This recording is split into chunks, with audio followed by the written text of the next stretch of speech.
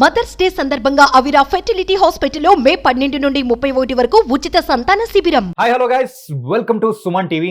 So మరి ఐపీఎల్లో మరి ఆఖరి ఘట్టానికి కూడా మనం వచ్చేసాము, ప్లే ఆఫ్స్. మరి క్వాలిఫైయర్ 2లో అయితే ఆర్సీబీ వర్సెస్ ఆర్ఆర్ మధ్య జరగబోతుంది. మరి ఈ మ్యాచ్ గురించి అసలు ఆర్సీబీ వస్తుందా రాదా ప్లే ఆఫ్స్కి అని చెప్పేసి బోల్డ్ ఎంత అనుకున్నాం, కానీ ఎలాగలా అయితే ఏముంది, ఆర్సీబీ మరి ప్లే ఆఫ్లోకి వచ్చేసింది. మరి ఆ మ్యాచ్ గురించి మరి మనతో పాటు విశ్లేషించడానికి మన స్పోర్ట్స్ అనలిస్ట్ చంద్రశేఖర్ గారు ఉన్నారు. Hi sir. Hi. How are you sir? Ya fine, thank you. Ya, qualifier 2 match మరి ఆర్ఆర్ వర్సెస్ ఆర్సీబీ. 2 నెలల్లో ఆర్ఆర్ ఉన్నాయి, బాగానే ఉంది. మరి గెలుపు అవకాశాలు ఎవరికి ఎక్కువగా ఉంటాయి? కొంచెం ట్రిక్కీనే ఈ క్వశ్చన్, ఎవరికి గెలుపు అవకాశాలు ఉంటాయి అనేటువంటిది. బట్ ఫస్ట్ ఆ క్వశ్చన్ వేసేసావు, నాకైతే కనుక ఆర్ఆర్కే గెలుపు అవకాశాలు ఉంటాయి అనేటువంటిది. సార్, చాలా మంది ఆర్సీబీ ఫ్యాన్స్ అసలు పాసిబుల్ అవ్వదు అనుకున్నారు. మరి ఫస్టే వేసేసావు నాకు ఆ క్వశ్చన్ అని చెప్పు. ఎందుకంటే అంటే క్రికెట్ కొన్ని స్టాటిస్టిక్స్ ఉన్నాయి, కొన్ని సెంటిమెంట్స్ ఉన్నాయి. వరుసగా 6 మ్యాచ్లు గెలిచింది. సో అలాగా ఎప్పుడైనా కానీ ఒక టీం వరుసగా గెలుస్తున్నటువంటి టైంలో డెఫినెట్గా ఒక బ్రేక్ అనేటువంటిది వస్తుంది. That is cricket sentiment. Okay, నేనేదో ఆర్ఆర్ ఫేవరెట్ లేకపోతే ఆర్సీబీ అగెనిస్ట్ అనేటువంటిది కాదు. ఓవర్ 30 ఇయర్స్ నుంచి గేమ్ని ఫాలో అవుతున్నటువంటి దాంట్లో చూస్తే కనుక డెఫినెట్గా there will be a break. అందుకనే ఈవెన్ మామూలుగా ఈవెన్ నీకు గుర్తుండొచ్చు, last time world cup T20 world cup India వరుస గెలుస్తుంటే అందరూ దండాలు పెట్టారు, అరే ఓడిపోండి బై లీగ్ ఫేస్లో ఒక్క మ్యాచ్ ఓడిపోండి అని. అది సెమీఫైనల్స్కి వచ్చి ఓడిపోయారు మన వాళ్ళు, ఫైనల్స్లోకి వచ్చి ఓడిపోయారు. సో కాబట్టి ఇదేదైతే ఉంటుందో అట్లాంటి ఇది రాకూడదనే నేను కోరుకుంటున్నాను ఆఫ్ కోర్స్ ఆర్సీబీకి. ఎందుకంటే అది తీరని కలగా ఉంది. ఈవెన్ వాళ్ళకి అందరికీ కూడా అందరి ద్రాక్షలా ఉన్నటువంటిది. చివరికి కట్టప్ప బాహుబలిని ఎందుకు పొడిచాడు అనేటువంటిది 2 ఇయర్స్ తర్వాత అయినా కానీ తెలిసింది అందరికీ. కానీ 17 ఏళ్ళైనా ఇప్పటికీ తెలియట్లేదు ఆర్సీబీ ఫ్యాన్స్కి ఎందుకు వాళ్ళు కప్పు ఎట్టలేకపోతున్నారు. కాబట్టి వీటన్నిటికీ బ్రేక్ పడాలంటే గెలవాలి వాళ్ళు. కానీ ఆర్ఆర్కి ఎడ్జ్ ఉందని నేను అనుకుంటున్నాను. సో ఈవెన్ యాక్చువల్గా లీగ్ ఫేస్లో వీళ్ళు ఆడినటువంటిది ఒక మ్యాచ్ వీళ్ళిద్దరు ఫేస్ అయినటువంటిది కూడా ఆర్ఆర్ఏ గెలిచింది by 4 wickets. Of course Kohli అందులో సెంచరీ చేశాడు, 113. దానికి రిప్లైగా జోస్ బట్లర్ కూడా సెంచరీ చేసి వాళ్ళని గెలిపించాడు. కాకపోతే ఏంటంటే ఓవరాల్ హెడ్ టు హెడ్ మాత్రం డెఫినెట్గా ఆర్సీబీ ఫ్యాన్స్కి కాస్త ఆనందాన్ని ఇచ్చేటువంటి మ్యాచే ఉంటుంది, ఆనందాన్ని ఇచ్చేటువంటిదిగానే ఉంది. ఓవరాల్ 31 టైమ్స్ వాళ్ళు ఫేస్ చేస్తే కనుక 15 టైమ్స్ ఆర్సీబీ గెలిచింది, 13 టైమ్స్ ఆర్ఆర్ గెలిస్తే 3 టైమ్స్ మ్యాచ్ వాష్డ్ అవుట్గా నిలబడింది. సో కాబట్టి ఆ స్టాటిస్టిక్స్, ఓవరాల్ స్టాటిస్టిక్స్ని గమనిస్తే కనుక RCB fans will be happy. So చాలా మంది అంటే అనుకుంటారు, ఏంటి ప్రశ్న, మీరు కూడా అన్నారు కదా, అంటే ఈ ప్రశ్న ఏంటి స్టార్టింగ్లోనే అడిగారని చెప్పేసి. ప్రతి ఒక్కరి క్యూరియాసిటీ ఇదే సార్. ఏంటంటే ఫస్ట్ ఎవరొకరు ఎలా ఆడతారని పక్కన పెట్టండి, ఎవరు గెలుస్తారు అని చెప్పేసి ఆ క్యూరియాసిటీ దానికి ఇచ్చేసి మిగతాది మనం విశ్లేషించుకుందామని నేను ఈ క్వశ్చన్ అడిగాను. మెయిన్గా అయితే ఆర్సీబీ టీమ్ 6 మ్యాచెస్ గెలిచి, సో మరి ఇప్పుడైతే మన ఇండియన్ టీంకి ఎలాంటి ఫోబియా అయితే ఉందో ఆ ఫోబియా వచ్చే అవకాశం ఉంటుంది అనుకున్నాం. కానీ లాస్ట్ 6 మ్యాచెస్గా గెలిచిన తీరు కానీ, వాళ్ళకు వాళ్ళు మౌల్డ్ చేసుకోవడం కానీ, వాళ్ళ లూప్ హోల్స్ని సెట్ చేసుకోవడం కానీ ఆర్సీబీ చాలా వరకు మంచిగా ముందుకెళ్తుంది అనిపిస్తుంది సార్. ఇక్కడే వచ్చేది కొంచెం, దీన్ని నువ్వేమో నన్నేమో చాలా డీటెయిల్డ్గా అనలైజ్ చేయమని చెప్తాను. నేను నిజాలు కనుక మాట్లాడేది ఎప్పుడైనా కానీ పోస్ట్ మార్టం చేసినప్పుడు పక్కన వాళ్ళకి నచ్చదు. That's fact. సి, వరుసగా హ్యాట్రిక్ విజయాల్ని సాధించినటువంటి టీంను తక్కువ చేసి మాట్లాడటం మంచిది కాదు. That's not good at all, I agree. But యాక్చువల్గా ఎట్లా గెలిచారు వాళ్ళు, పంజాబ్ మీద ఏ రకంగా గెలిచారు, అక్కడే యాక్చువల్గా break పడాల్సినటువంటిది.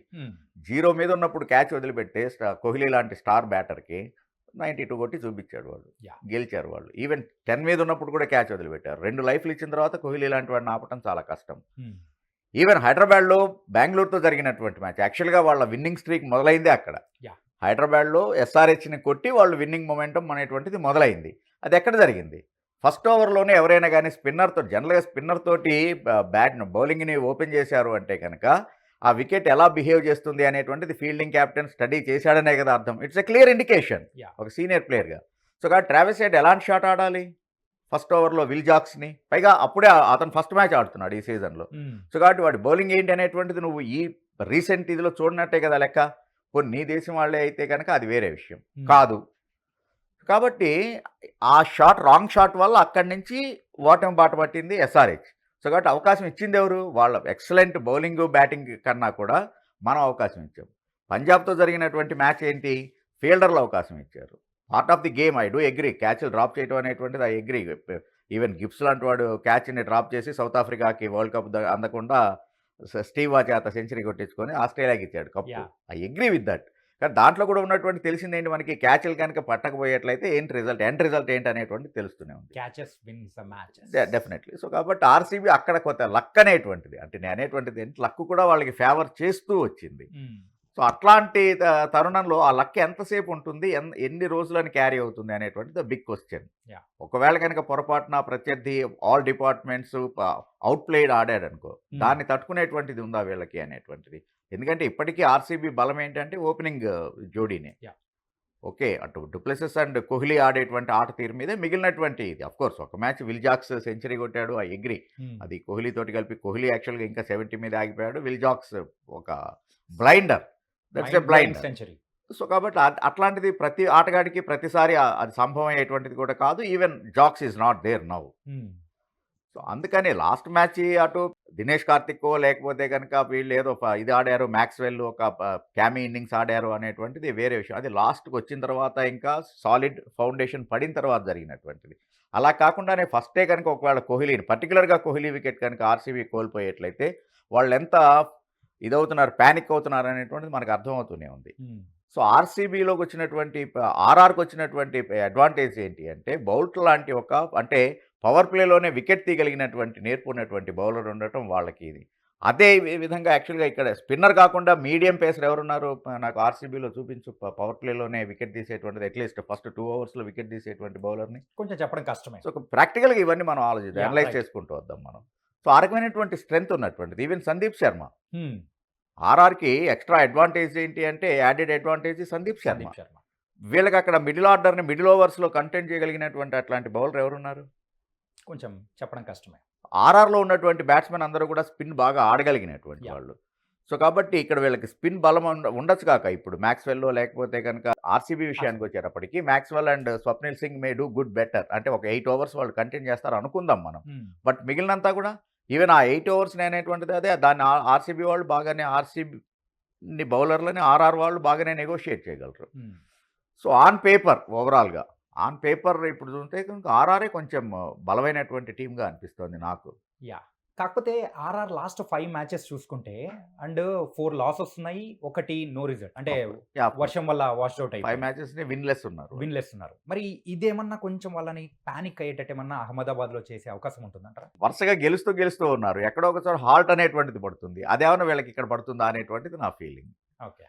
And Ahmedabad pitch already మనకైతే మన ఎస్ఆర్హెచ్ అండ్ కేకేఆర్ మధ్య మ్యాచ్ జరిగిన తర్వాత పిచ్లో మనం ఇక్కడ చూస్తున్నాము. అండ్ ఇక్కడ మెయిన్గా మీరు ఇంతకుముందు చెప్పారు ఏంటంటే మీడియం ఫేసెస్కి బాగా వర్కౌట్ అయ్యేటట్టు ఉంటుంది అక్కడ అంటే పిచ్ అనేది. అండ్ ఇప్పుడు 2 దానిలలో గమనించుకుంటే మీరు చెప్పినట్టు ఆర్ఆర్కే ఎక్కువ ఎడ్జ్ ఉంది. డెఫినెట్గా. యా, కానీ ఆర్ఆర్ దాన్ని అడ్వాంటేజ్గా తీసుకుంటుంది ఆర్సీబీ మీద. తీసుకోవాలి కూడా, ఎందుకంటే ఇప్పుడు మనం ఏదో గెలిచేసాము అంటే, ఓడిపోతే అట్లాగే ఇంటికే, గెలిస్తే కూడా మళ్ళీ గెలవాల్సినటువంటి సిచ్యువేషన్లో వాళ్ళు ఆడుతున్నటువంటి టైంలో, అంటే ఒక ఓటమిని కూడా ఇంకా ఇట్స్ నాక్డ్ అవుట్. సో అట్లాంటి సిచ్యువేషన్లో ఆర్ఆర్ డెఫినెట్గానే, ఎందుకంటే Sanju Samson is a shrewd captain. యాక్చువల్గా మలయాళీ ఆ బుర్రను ఎప్పుడు కూడా తక్కువ అంచనా వేయలేం మనం. ఓకే, ఇక్కడ ఏదో ప్రాంతాలు తీస్తున్నా అనేటువంటిది కాదు, న్యాచురల్గా ఆ క్లవర్నెస్, ఆ షార్ప్నెస్ ఉంటుంది వాళ్ళకి. ఆ క్యాప్టెన్సీలో చూపించాడు కూడా దాన్ని. అఫ్కోర్స్ అట్లా అనుకుంటే ఈవెన్ శ్రేయాస్ అయ్యర్ కూడా ఏకంగా ఢిల్లీ క్యాపిటల్స్కి ఆడుతున్నప్పుడు క్యాప్టెన్సీ చేసినప్పుడు ఫస్ట్ టైమే ఫైనల్స్కి తీసుకెళ్ళాడు. ఈవెన్ ఇప్పుడు first team to reach play of. కాబట్టి కొంతమంది క్యాప్టెన్లు వాళ్ళ యొక్క పైకి కనపడకపోయినా కానీ చాపకంద నీరులాగా వాళ్ళ యొక్క హోంవర్క్ వాళ్ళు చేసుకుంటూ వాళ్ళ యొక్క దీని స్ట్రాటజీని ఇంప్లిమెంట్ చేస్తూ ఉంటారు ఆన్ ఫీల్డ్.